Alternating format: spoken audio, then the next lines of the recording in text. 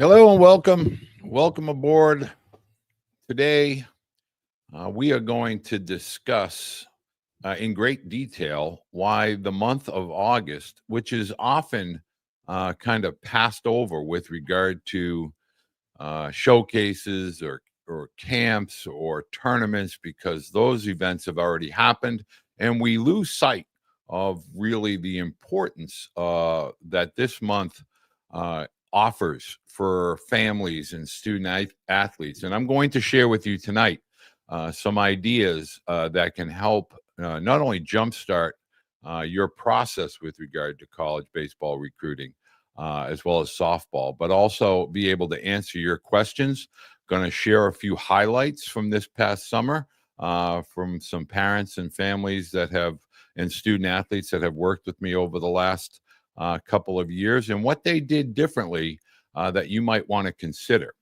So, first, before we get going, I want to ask all of you, wherever you're watching from, I would love for you to be able to go over to the YouTube channel. If you're watching on X right now, you're watching on Facebook, find your way over to the YouTube channel, Coach Beede on YouTube. Just go on to tonight's video and let me know, where you're watching from. Trying to get from as many states as possible. Right now, one of the missing states has been Alaska. And tonight, I want to know, what was your most memorable sporting event? Whether that was youth, high school, college, professional, anything that you remember. Something that I'll always remember is attending the College World Series in Omaha, Nebraska with my sons in 2014. And we were fortunate enough to watch my son's team, Vanderbilt Commodores, win the College World Series. So would love for you to engage with the video this evening, meaning leave a thumbs up. Also share tonight's video wherever you are. Like if you're on Facebook, hit share. If you're on Twitter, formerly X, formerly known as Twitter, share tonight's video. Please just click the share button, click the thumbs up button, and obviously if you're on YouTube, I would greatly appreciate if you were sharing this as well as engaging with the video, as it helps the algorithm. Now, for those of you, I get lots of questions during the week about my background, and I just want to briefly remind folks that I have been involved in the college recruiting space in some way, shape, or form for over 38 years. I have been a student athlete that was drafted out of high school. I had a very short and brief professional career.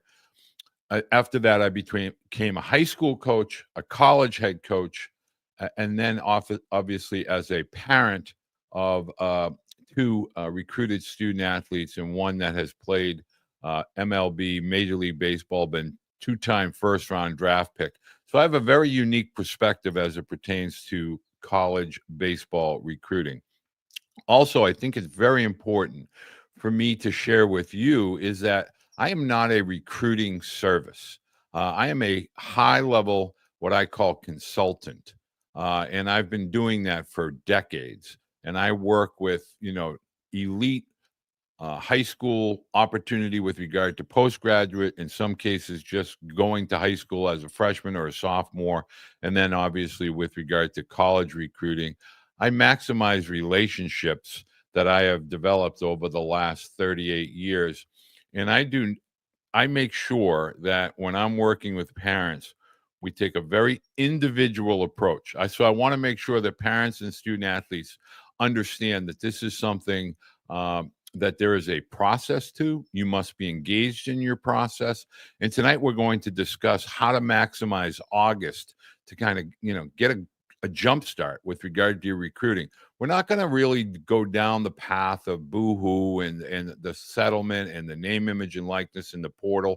It is what it is. It's going to be this way for the duration. I don't see a lot of changes. There may be one or two tweaks that I'm going to be discussing next week. But this week, we're going to talk about how to get your athletes to the schools that are going to open up doors for them as adults beyond the baseball diamond and obviously after college. Putting on my spectacles, Jeff Ivy, Dallas, Texas. Thank you, Mav Bulls. Okay, that's a good one. we landed our first commit. All right. Miami Hurricanes. You got it. PBS baseball, my favorite. That's one of the elite. So I'd love for you to take a look at the PBS baseball model. It's more of a developmental model. It is truly about engaging the student athlete to fully prepare themselves with regard to their skill sets for the next level. Going to start tonight. Want to remind you to do two things. Hit that subscribe button, please, for the love of goodness. Hit the subscribe button. Go over to the YouTube channel. I really would like to get this up over 25,000. We've done a great job getting to 10,000 and then ultimately 20,000. Obviously, I'm trying to get to that magical number where the algorithm begins to push out the content.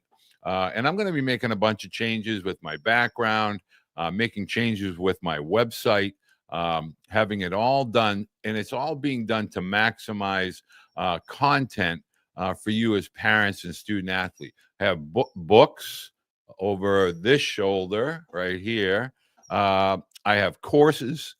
So there's so many things that you can get as resources for your student athlete. Also working on a downloadable handout for you as parents that I have in the recruiting process that allows you to kind of have a little guide, step-by-step guide on how to write emails, how to contact college coaches. And on that note, tonight, we're going to talk a little bit about, I have two families that just this week, one is from Dallas, Texas, Dallas Jesuit, Texas, and another young man is from the state of Florida. Now, I'm going to be sharing their stories, and the first one that I want you to understand as parents, this process is not anyone else's, and we have to take ownership. In the month of August, it allows you the time to jumpstart that. And what we have done over the last 2 years with both of these families that I'm going to discuss here tonight, neither of these athletes were aggressively recruited during their junior year in high school or even their senior year in high school. One was recruited at the tail end of his high school senior year, and the other is doing a postgraduate year. Now, a lot of families think I'm pushing, advocating postgraduate. I talk about this topic largely due to the fact that I am a firm believer that you should be doing everything in your power to trade athletic ability for academic excellence, meaning even in the smallest capacity. The college experience, as I've discussed multiple times, is more than just the degree. Yes, the degree matters, but for some, they feel like, oh, college is a waste of money. The degree, my son ends up going into a different vocation or profession. That may be true, but that experience as a student from the ages of, say, 19 through 23, in some cases 24, it provides a valuable learning period and a growth period for your student athletes. And I really think it offers a firm foundation for them to become adults, as I've talked about before, becoming prepared to be a spouse, learning responsibilities that will help them be a better parent, obviously within the workplace as either an employee or future employer. They learn competitive skill sets, time management, relationship development, and they build a network. They build a network, and that's part of this whole process, in my opinion. So I think that that's really important. Now, the first discussion we're going to have is athletes need to have a good understanding that now more than ever, versatility is a key kind of foundation for baseball players. The first young man, about 2.5 years ago, and I'm going to have this family on at a later date. But we had a discussion, and that family reached out to me. And the young man had a big frame. He was a catcher and a first baseman.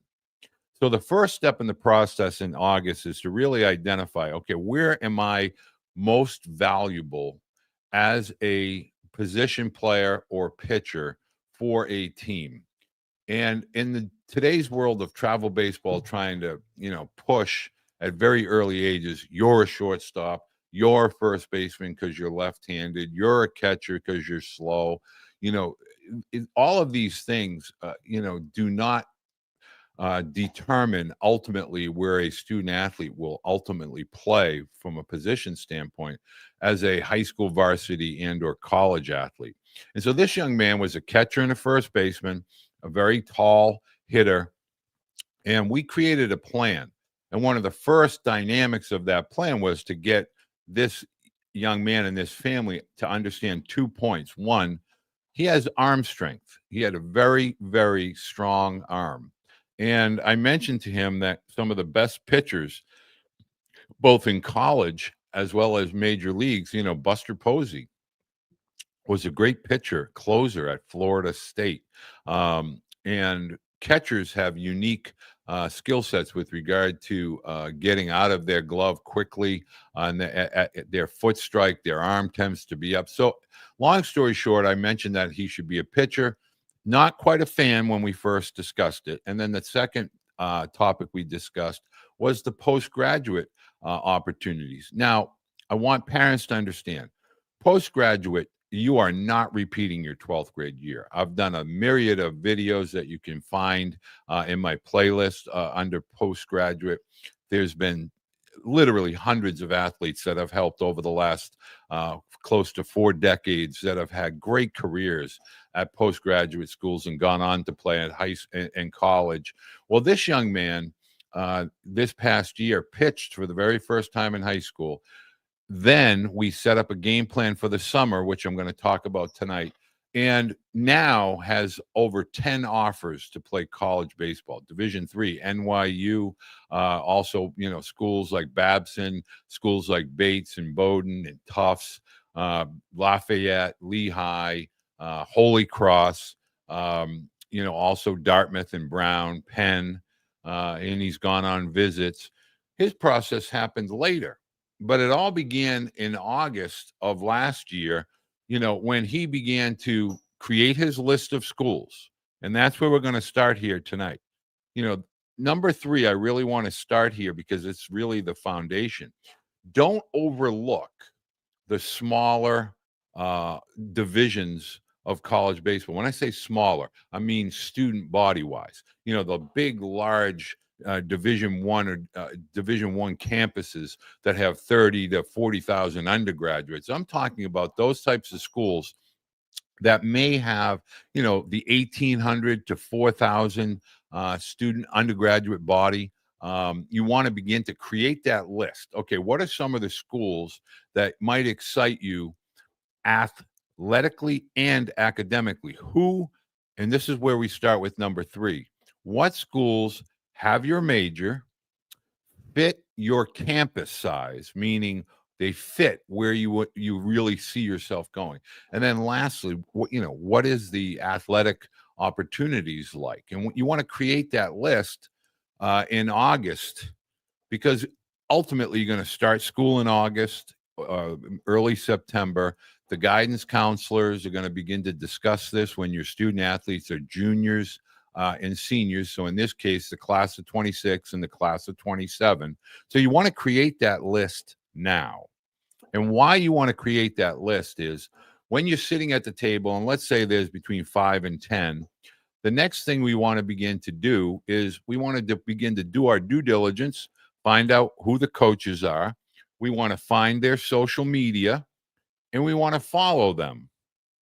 We don't want to follow random schools because their baseball team is real good and you find out they don't have your major, or you find out that they're way across the country and it doesn't fit your geographical profile. And more importantly, maybe it's a school that either A, doesn't offer, scholarships, or there could be a myriad of different reasons why that school might not be a good fit. But you want to make sure that you're following on social media, and then you want to find out how to email those coaches, particularly the head coach, the recruiting coordinator, or if you're a pitcher, the pitching coach. I'm going through that right now with a young man who's entering Division III, Salisbury University, and he has now reached out to the pitching coach, and we're going to get to what he sends out and why he's ahead of the game here in a second. Holy Cross develops pitchers. Look at Danny M. Okay, now it's funny you say that, Mr. Miami. The young man from Dallas, Texas, has an offer from Holy Cross, and they have, as many schools do in the Northeast, they have a propensity to develop pitching. But what I want parents to understand is when you create this list, we're going to talk about 5 email subject lines that you're going to need to know that will get your student athletes email opened. Now, the first part of this is once you develop that list of 5 to 10, you're then going to follow that program on social media, then follow the head coach or the recruiting coordinator or the pitching coach again on social media. You can initiate a direct message as a junior or a senior. But one of the things that I want you to do is then we want to create an email. Now, when we're creating an email, the standard email is, my name is Walter Beede, and, I throw 90 miles an hour and I play at this high school, and here are my stats, and, this is my summer team. But really what I want you to do is I want you to think of the email as 3 emails that you will send over the period of August, September, and October. That is peak preparation time for both the senior in high school as well as the junior. You don't want to wait till the spring to begin this introduction process. Now, the first email that you're going to send is going to be a video of you, just a video, an introduction video. Try to keep it to 60 to 90 seconds. It doesn't need to be long. It doesn't need to be scripted, so you don't need to read it off a script. And I'll give you like a little basic email. It's an introduction email. So, hello, Coach Corbin. My name is Walter Beede, and I am currently a senior at Auburn High School in Auburn, Massachusetts. I have been playing baseball for the last 10 years, and I have been a participant on the varsity baseball team for the last 2 years. And I feel my abilities as a catcher can help and benefit Vanderbilt University. I am 6'3", 220 pounds. I switch hit, and I also play third base, first base, and any of the corner outfield positions. I have watched Vanderbilt baseball for many, many years, and academically, I believe the university fits my desire to study within the engineering school at Vanderbilt University. And I have several coaching references that I am going to provide to you in a future email. I simply wanted to introduce myself to you. I am also a participant on the football and basketball teams here at Auburn High School, and I really believe that I have the physical skill sets and the ability to compete not only at Vanderbilt, but within the SEC. I look forward to speaking with you at a later date. In the future, I will provide you with my transcript as well as some video that will help you as far as evaluating my skill sets. Thank you very much. I look forward to talking with you in the future. Now, if you were to create something like that, very natural, very simple, with a good subject line, and I'm going to get to that in a second, that's going to get opened, it's going to get watched, and it's going to be remembered. You just did something that's very, very unique. Instead of saying, here's my transcript, I made this all-star team, I did all that. Here's my height, my weight, I'm a senior. I'm going to provide you details in a future email. And I'm looking forward to getting to know you, and I hope that you take the time to get to know me. So the first thing that's going to jump out is confidence. Okay, I'm going to watch this young man's video when he sends me his next email. And this is a great way to get in front of, and when I say get in front of, that coach gets to see you. He gets to see how you communicate. He gets to hear you make your case on why you feel, in this case, Vanderbilt University is a good fit for you as a student athlete.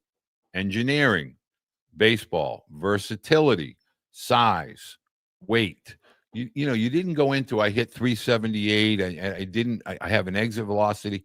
None of that is really needed at this point. The first email in the month of August is an introduction. Here's who I am, and I have a strong interest in your school, both from an academic perspective as well as an athletic perspective. So that's the number one thing that I want you to understand. Taking the time to create this dual kind of email/social media interaction. You can also send that video via DM to the same coach and say, Coach, my name is Walter Beede. I sent you an email. I wanted to send you one here just to let you know that I am a student athlete that has high interest in your school and your program. I'm interested in pre-med. I'm interested in pre-law, criminal justice. I play these positions. I've been a starter on my varsity team, or I'm playing varsity baseball at this school, and I'm going to be sending you an email shortly. You can guarantee he's going to be looking for that email. And the other thing is you didn't just send him an email of you hitting off of a tee or pitching in a random game. You've properly introduced yourself. You've separated yourself. Now, number two, how to get a jump start here is to really begin to understand the academic requirements. What does this school, so when you pick your 5 to 10 schools, what's their acceptance rate? How many student athletes get, or how many students get financial aid? What's the amount of financial aid that comes back to students? Predominantly Division III schools, mostly offer in that 30 to 60% window of financial aid that goes back. How is that divided up? Is there a Pell Grant? All of these merit monies, how are these distributed? How are they awarded?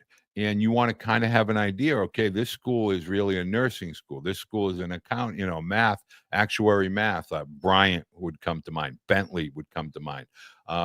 Those types of schools. So have an understanding of it. These schools are really strong in these majors, and they give out this type of financial aid. What schools give out scholarships, meaning Division II or low-level Division Is or any level Division I that you feel you fit? For instance, Binghamton, big nursing school. So there's a huge demand for male nurses, by the way. But from a softball perspective, Binghamton, and also schools, and they give out, and also early childhood education, huge for males. They give out large financial aid packages for those student athletes that are looking to major in early childhood education. And I'm not just talking about, gym teachers or things like that.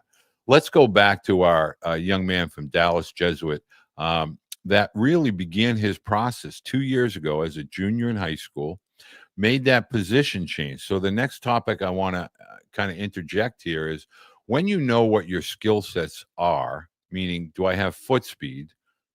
Really an evaluation that I talk about all the time. What's my strongest skill set? If it has to do with an arm and maybe you have the height and you have the strength, maybe you want to know that I'm open to potentially being a pitcher. Have another young man from the greater Houston area that is a third baseman, has a cannon for an arm. And oh, by the way, he used to pitch and he throws 92 miles an hour. And the college coaches said, Walt, why didn't you tell me this guy threw 92 off the mound? So my point is sometimes versatility is a key. So you want to explain that in the introduction email. Take the time to do that. Let's see here. Chris, thank you very much. I appreciate that. And I want to remind parents, Baseball Blue Book. I had somebody come ask me this morning, actually, the value and what the purpose of the Baseball Blue Book. I really want to interject this here because I think this is a good time. The Baseball Blue Book has been around for over 100 years. And one of the things that it does is it provides families and athletes access to names, addresses, email addresses, phone numbers, a student directory, if you will, for everything related to baseball, whether it's high schools, colleges, minor league teams, major league teams, scouts, equipment manufacturers, uniforms, companies, travel ball organizations, instructors, anything and everything to do with baseball and softball is going to be in the Blue Book. But the other thing that college coaches do now is they can go into the Blue Book and say, okay, I'm in the state of Wisconsin and I am looking for a left-handed pitcher. And they can just go to the directory, click Wisconsin left-hand pitchers, and college coaches pull up all the pitchers in Wisconsin that are left-handed pitchers. And they get to see video, they get the contact information. So it's kind of a two-way street, which is the emphasis of tonight's topic is you need to be proactive. Trying to be reactive and say, hey, nobody called me on August 1st. Well, I didn't hear from any coaches or nobody's calling me. That's what I deal with a lot with the parents that I work with is, oh, my student athlete is not really happy. Nobody's calling. Doesn't matter. Case in point, young man goes from 0 all the way through high school to this summer, one event, which is going to be my last and final point. This young man did one event, no travel ball, none. Had a plan after high school season and then attended this one event and got 10, over 10, many more than 10, but the 10 visits that he's taken in the last few weeks. And now he's made a decision to attend college prior to his start of his postgraduate year. So my point is, when you get into the Blue Book, you're opening and you're creating that kind of that reference point that you can point college coaches to. So I think it's it's free. It's absolutely free. There is no hidden cost or hidden agenda. You create your profile, then you send your profile out. You send your profile that has all your academics, your high school, your positions, your video, your social media, everything, how to get in touch with you. So I would strongly suggest as parents to make sure that you go to the Blue Book, create that profile, and then begin to send that out when you're sending out your emails. Now, the last point that I want to make for parents, I'm going to now the second family as well as the young man from Dallas. The second young man and his family are from Florida. They are they deferred their enrollment for another year. They're going to the University of Pennsylvania in the Ivy League. And that's a 2025 high school graduate. And what they're going to be doing is deferring their enrollment for 1 year. And why that was appealing, because when the family was sitting down, when we set up the visit, I said to the parents as well as the student athlete, when you get into the office and you're beginning to talk about recruiting, you can always ask, if it helps with regard to your recruiting class, if I defer enrollment and become a 2026, whether I do a postgraduate year or a gap year, a conventional gap year, if that makes it better or more attainable for me to become a student here at Penn, I'm open to that opportunity if you're open to that opportunity. And the coaching staff agreed. And this is why I want you to understand this is an individual process. You can't chase somebody else's path. You can't chase somebody else's journey. So when you're talking with college coaches, whether it's as a parent or as a student athlete, you can always say to that student athlete, would it be of any benefit to you as a staff if I were to do a gap year or a postgraduate year? Would that help with regard to my recruitment? Let them give you the answer. Let them share with you. In other words, rather than trying to swim upstream in these challenging times, be proactive and put that out there to a coach. Would it be appealing to you if I was 1 year more physical, one more academic, anything along those lines? Would that help with regard to my recruitment for you and your staff? Allow them to say, okay, well, this is a great opportunity. This is being versatile enough to say, if I can't quite fit in the 26 class, maybe I'll fit in the 27 class. Remember now, there's a couple variables here that are on deck, I call it. You're going to get that 5 years of eligibility, I believe, by January at the latest. So allowing yourself that cushion of potential gap year or postgraduate year can make you very appealing to a college coach if you're kind of on the edge between one or two different student athletes. it could help you find and land your way there. The biggest one that I want to explain to parents, and again, I'm going to put this out there. I have no problem, none, zip, zero, nada with travel baseball.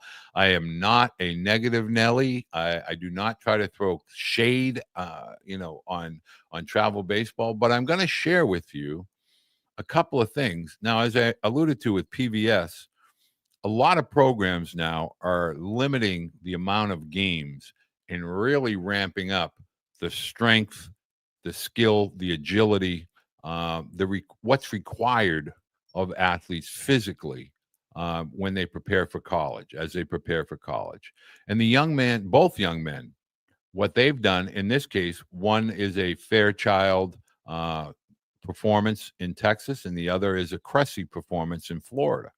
And they spent time there during the summer after their high school seasons. Now, both boys live in warm weather states. Their high schools finish up. They graduated in early May. And then from that point forward, they really dove into their strength training.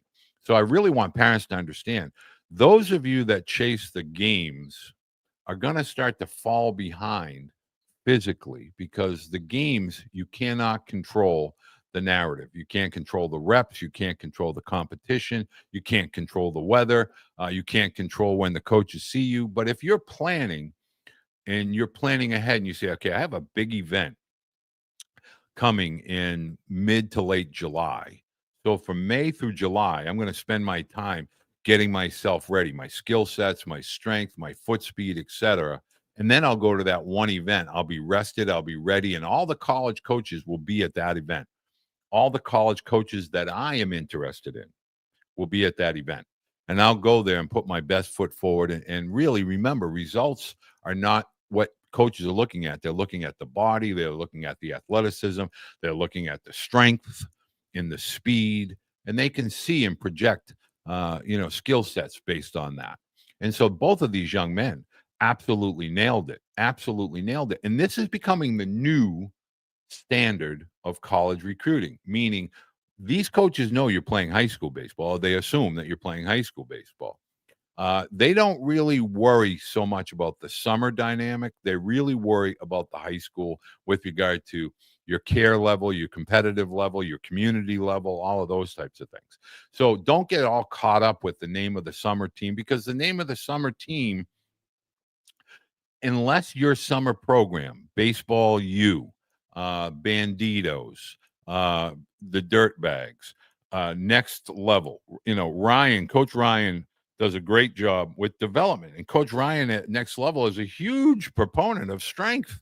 I mean, he's basically out every day saying, you're not big enough, you're not strong enough, you need to be a workhorse to play college baseball. Those are the programs. They're not chasing tournaments or titles. They're really chasing development.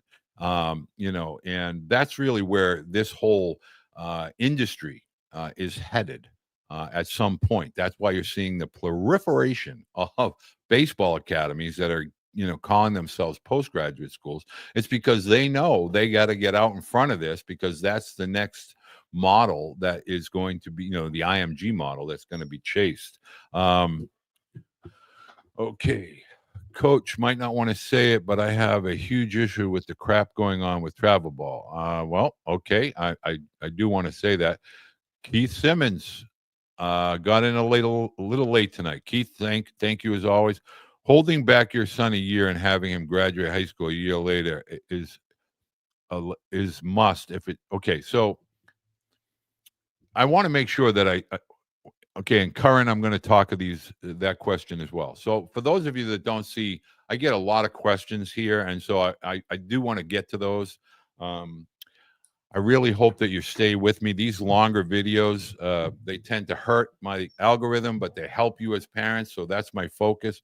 Let's start with travel ball. This isn't like a wet blanket on travel baseball. It's anything but.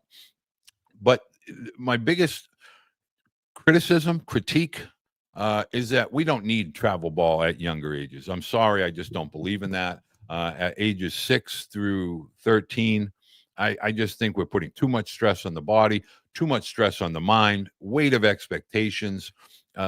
I get it. Your sons are competitive. There's no one more competitive than this guy right here. And he didn't play travel ball till he was 14. And to be perfectly blunt with you, the travel team did zero for my son, zip. And they're the ones that go around and parade the magic uniforms and 450 draft picks.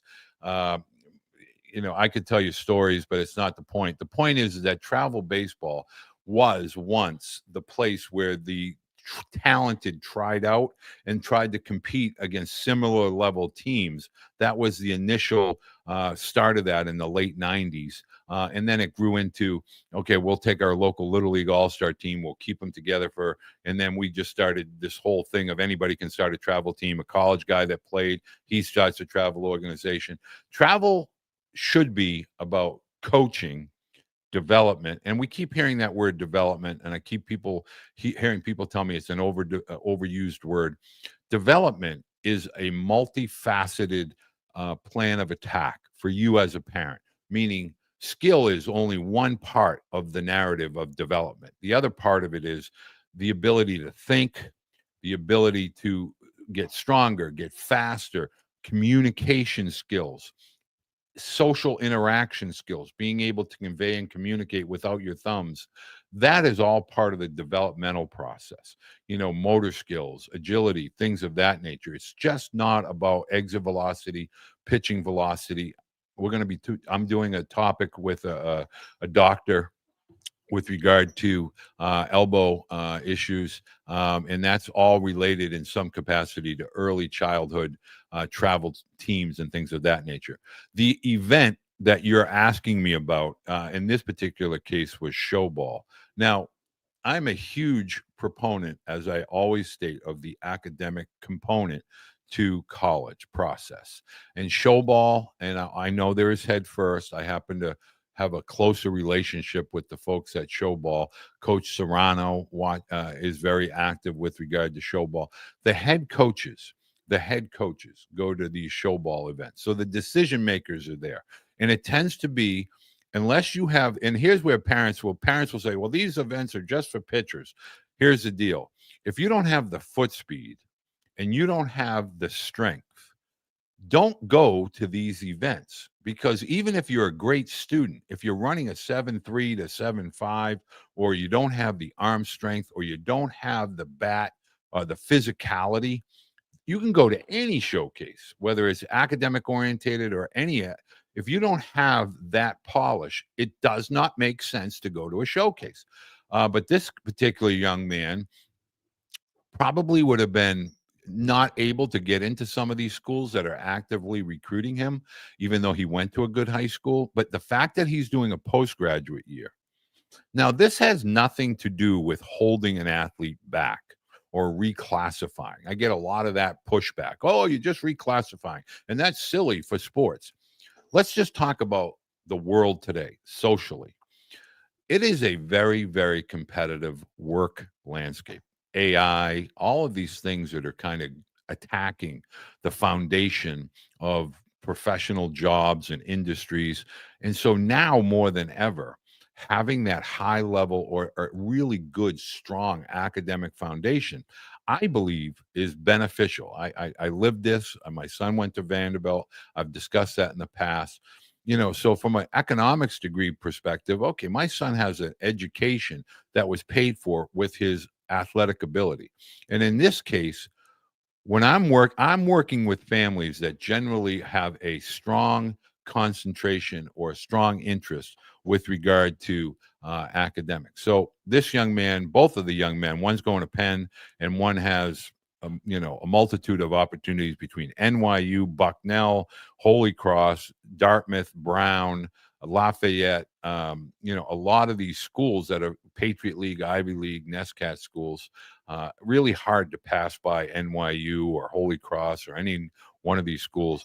So again, if we start with why we value August, if you're a junior, you're getting a jump start. You don't want to say, okay, I just wrapped up my summer season. I'm going to lay on the couch and I'm going to rest until high school starts. If you're a senior and you didn't get the calls and you're not being recruited, there is still plenty of runway out in front of you. and you want to get ahead of that by the social media, what I call the strangle. Okay. It's a strangle, it's an email and a social media strangle. You get those 5 to 10 schools that you have a sincere interest in, that you truly, in your heart, feel that you have the capability of playing or being an active participant at some point within your 4 to 5 year period of eligibility.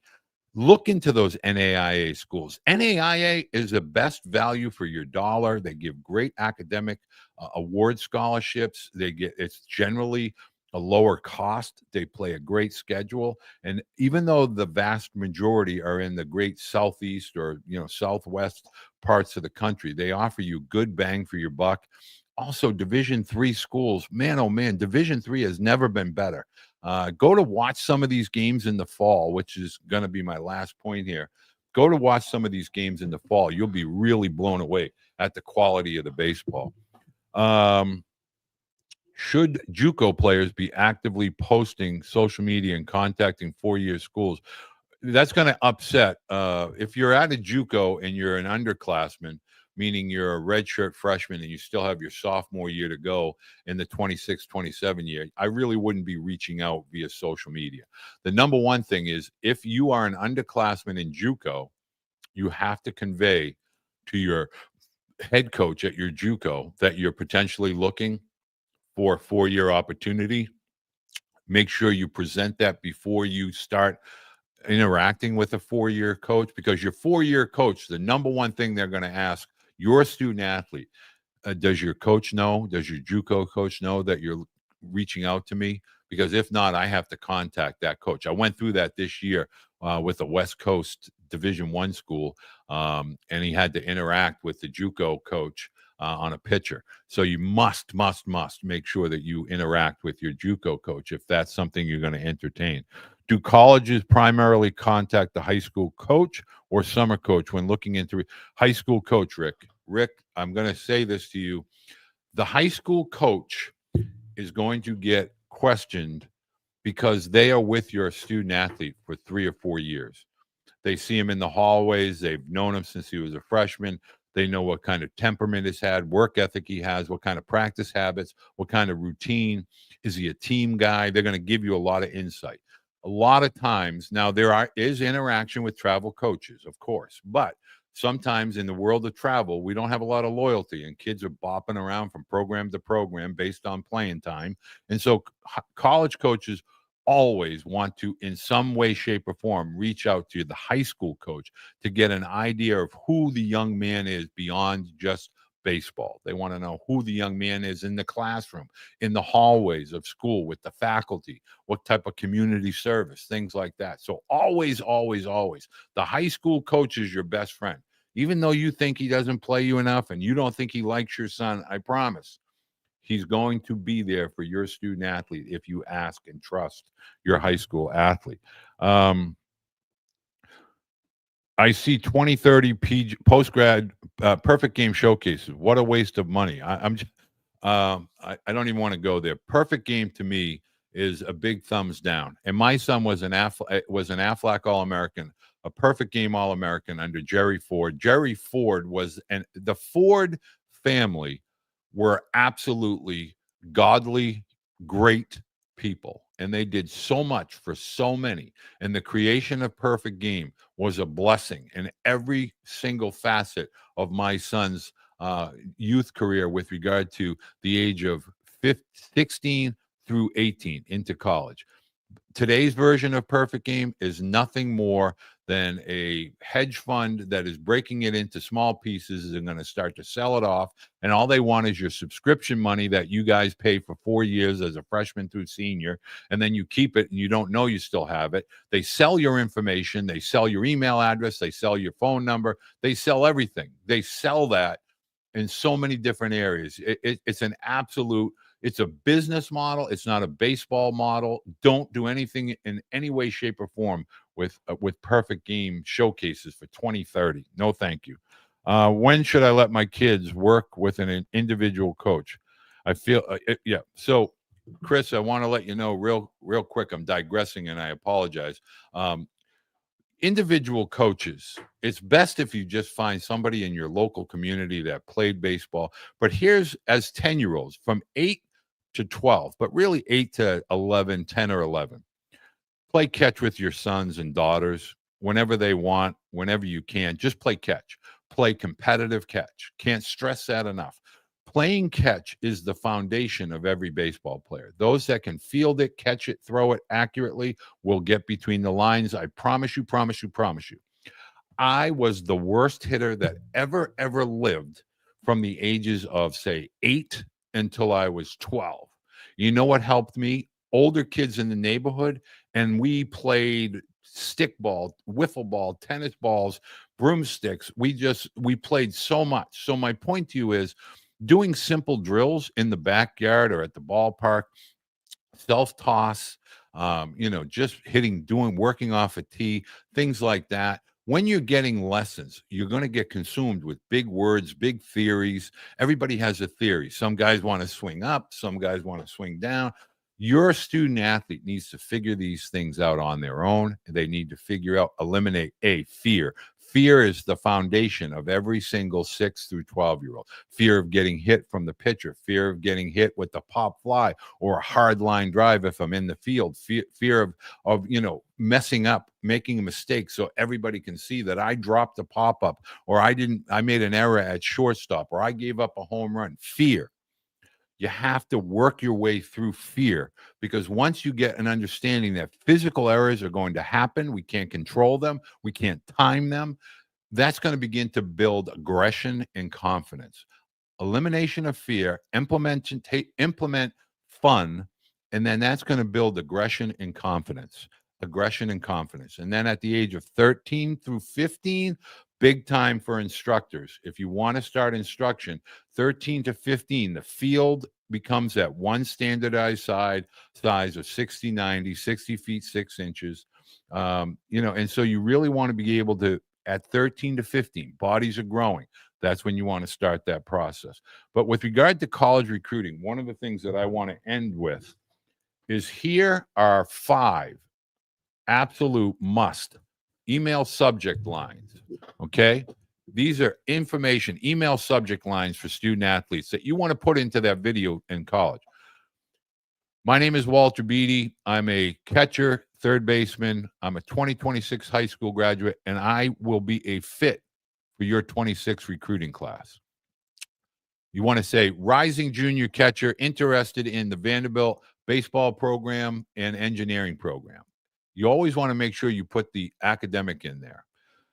What I want you to do is I want you to think, my name is Walter Beede, and this is an introduction video. Just put those as subject lines. Don't put things like, I did a showcase, here's my showcase, don't do things like that. Because that won't get opened. And don't copy and paste the subject line into every email that you send.